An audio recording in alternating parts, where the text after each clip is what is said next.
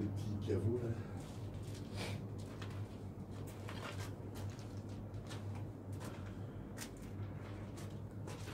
Là. Voilà. Il y a le son.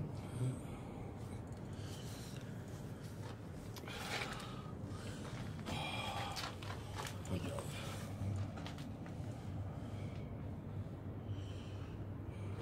Oh. Mm.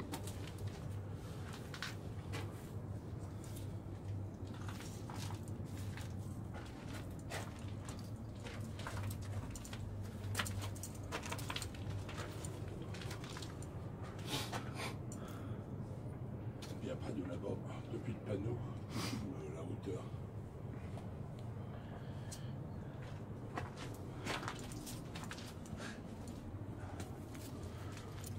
Depuis là, tu filmes à la hauteur, depuis le fil. Regarde. Tu filmes le haut.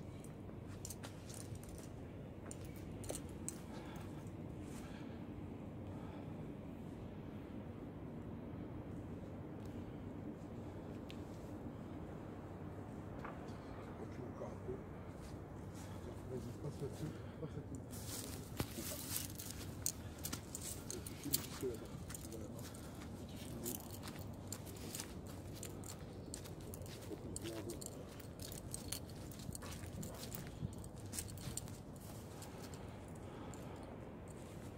Ouais, le sommet.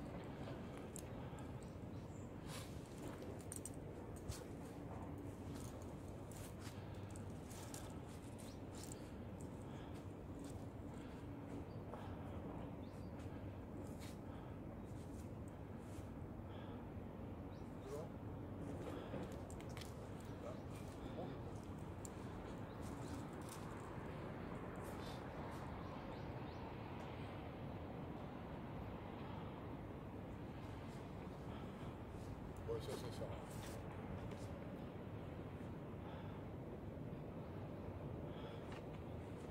Bonjour. Alors, ici, nous sommes à l'endroit où s'est célébré le mariage, enfin les fiançailles en 1200 de Blanche de Castille. Bon, pour beaucoup de gens, ça n'a pas beaucoup d'intérêt, mais vous allez comprendre pourquoi je vous emmène à cet endroit. C'est un endroit qui nous fait penser à certaines choses. Regardez un peu le promontoire, comme on le voyait à l'image d'avant, et vous allez voir pourquoi je vous emmène ici.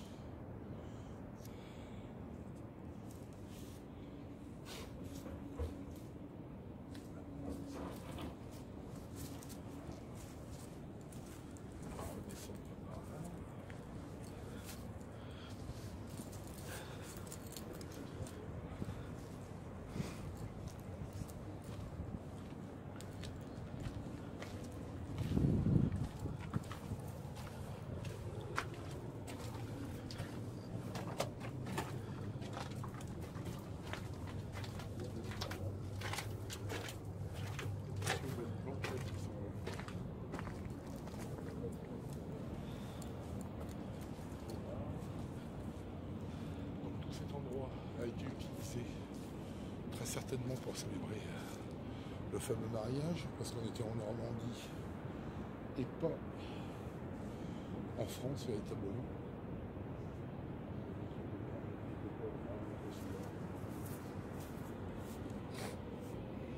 Et maintenant on va descendre.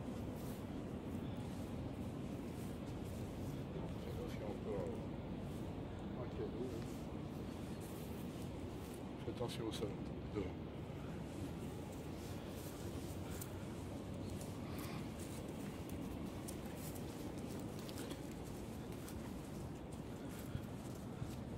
Bon, la descente là est sans intérêt, donc on va s'arrêter après sur la route.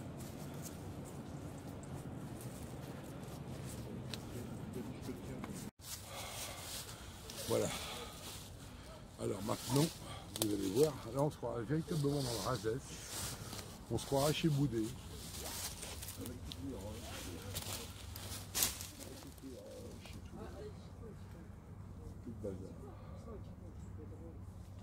Bonjour. Bonjour. quand ça glisse.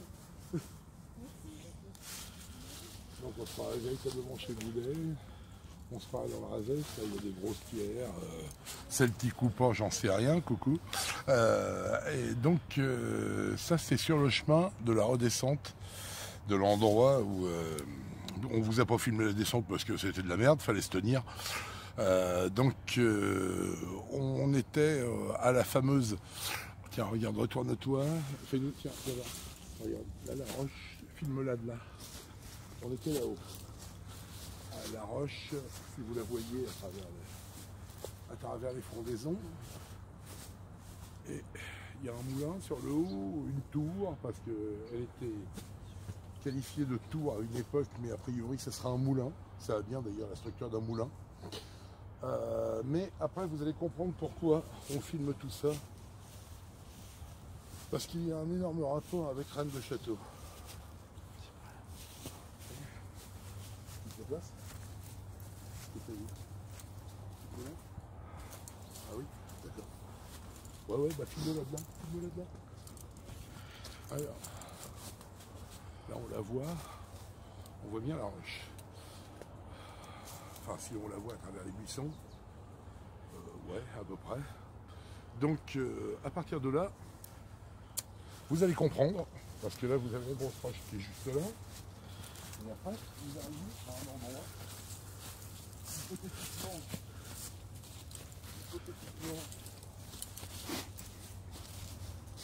historique, voire interprétatif d'un tableau. Et de quel tableau dont aurait pu s'inspirer un peintre connu dans l'histoire de Rennes de Château. Mais d'autres que Nicolas Poussin. Donc, fais gaffe à cette histoire là. Ah, oh la putain. Là, mon rouge. Je vais passer dessus. Okay.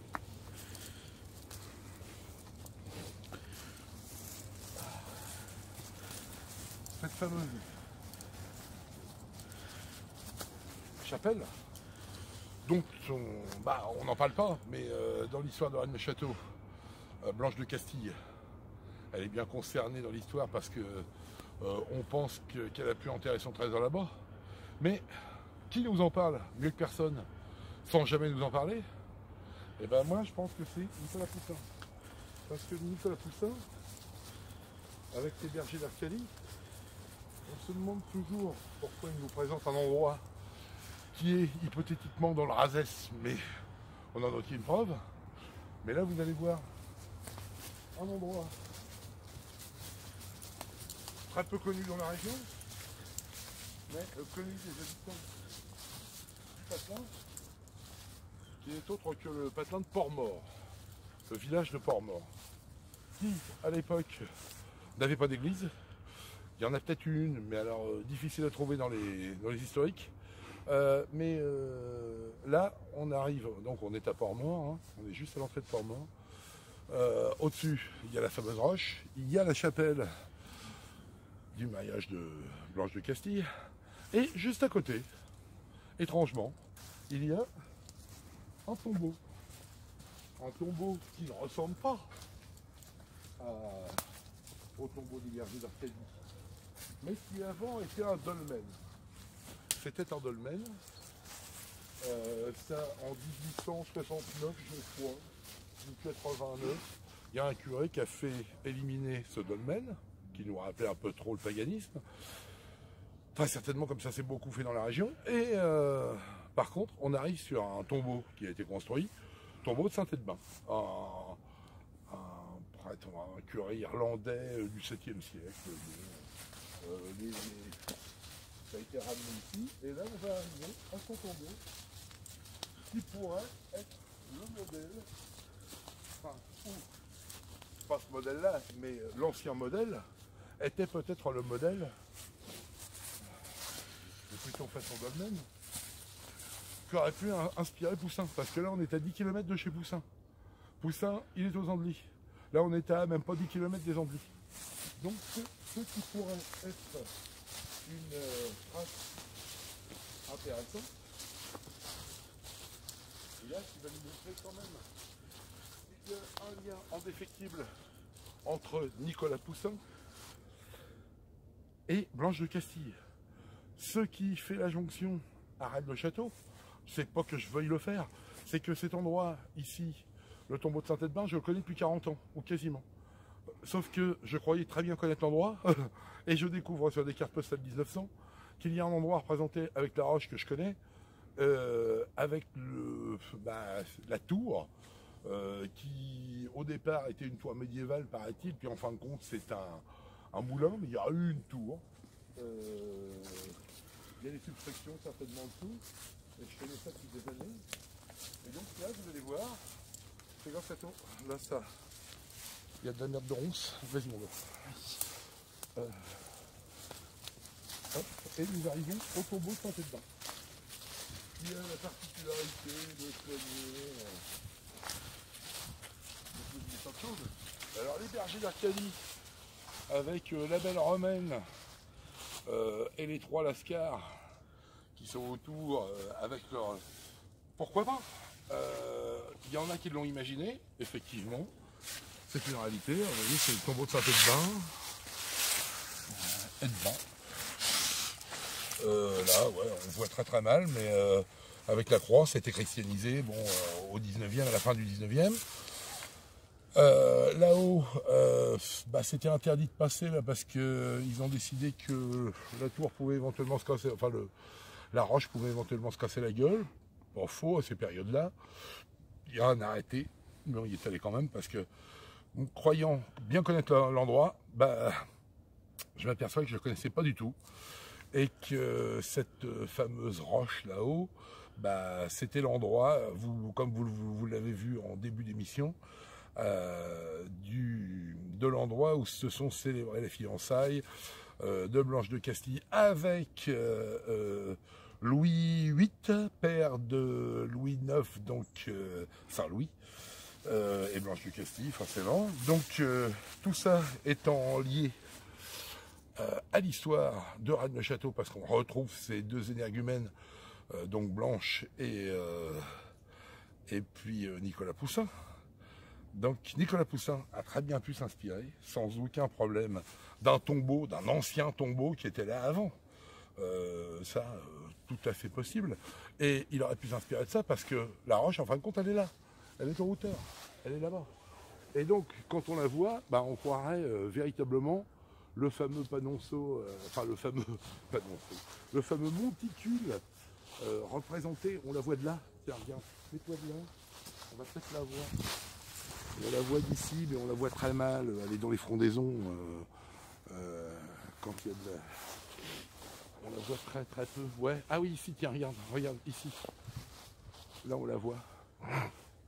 Et donc, comme vous pouvez voir, ça peut faire penser au fameux monticule, enfin la fameuse montagne qui est sur le côté des bergers d'Arcadie.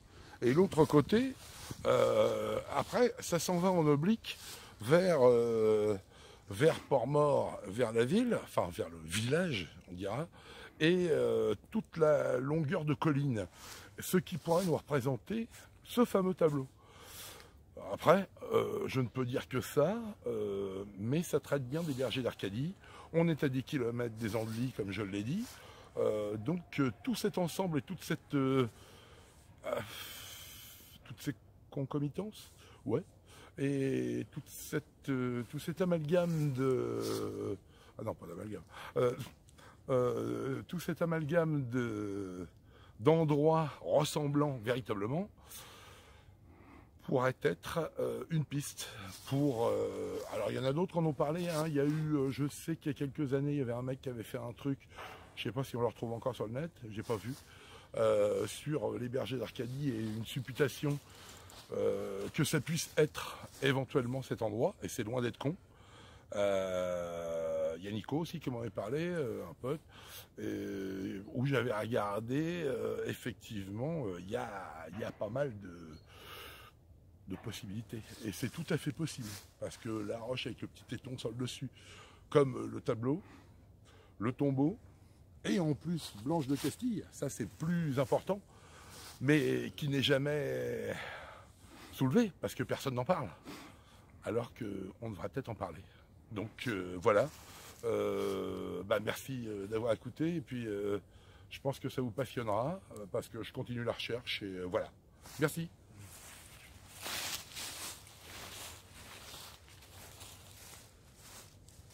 Tu peux le mettre là ?